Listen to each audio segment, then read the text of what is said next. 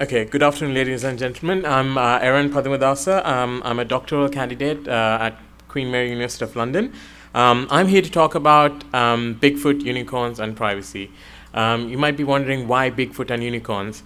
Well, most of us like to believe that there are unicorns and Bigfoot, but in reality, there's no signs of existence.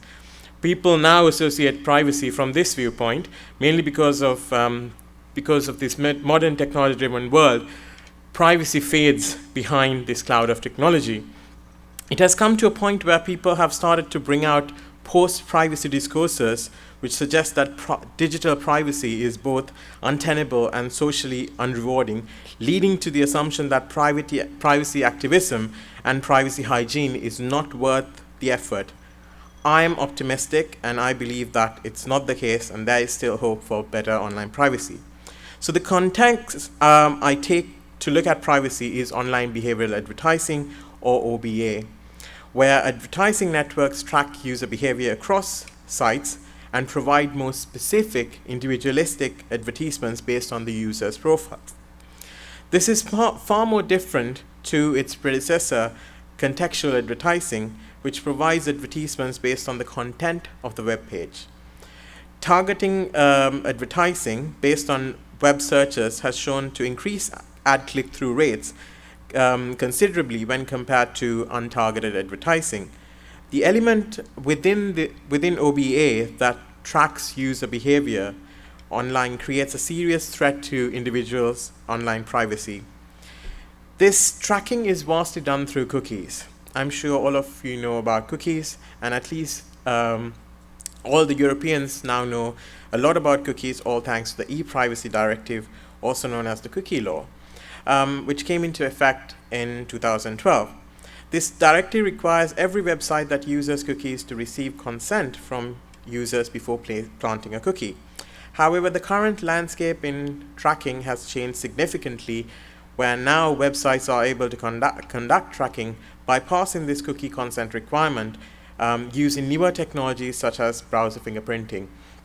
So basically, the directive required, so for the directive to have jurisdiction, it considers that you need to have equipment that processes data within EU, and they consider these cookies, the small text files, as equipment, and this is an interpretation that was brought in by the Working Party 29.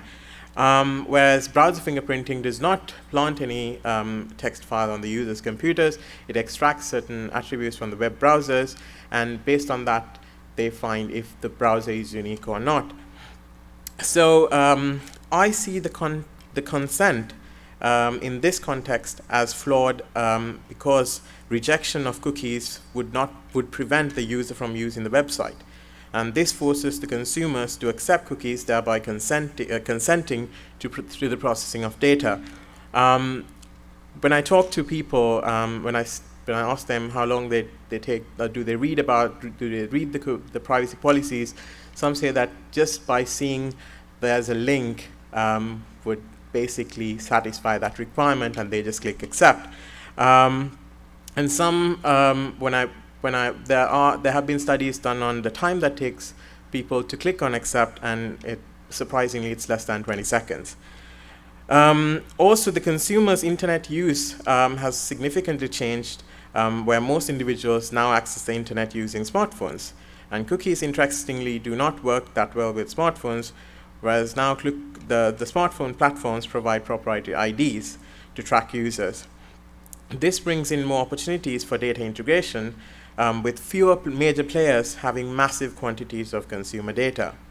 This data and the supporting algorithms provide a better picture about the profile of the consumer, the consumer's likes, preferences, etc., etc.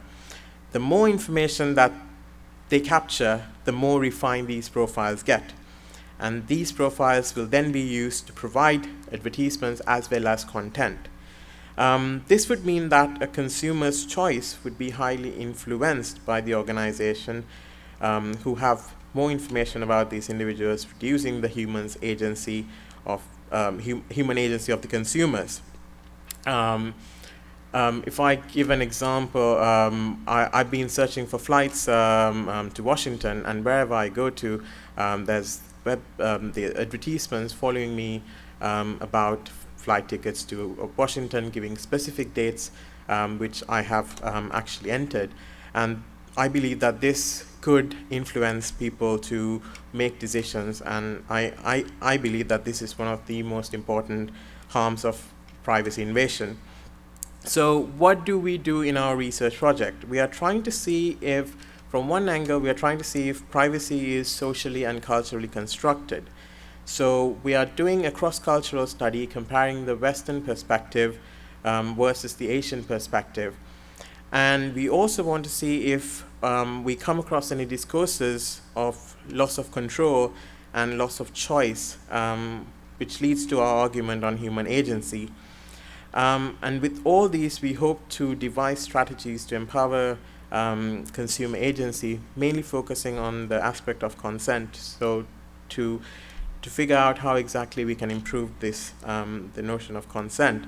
And looking at the law from a normative perspective would basically help us to improve the legislation in this area. Thank you.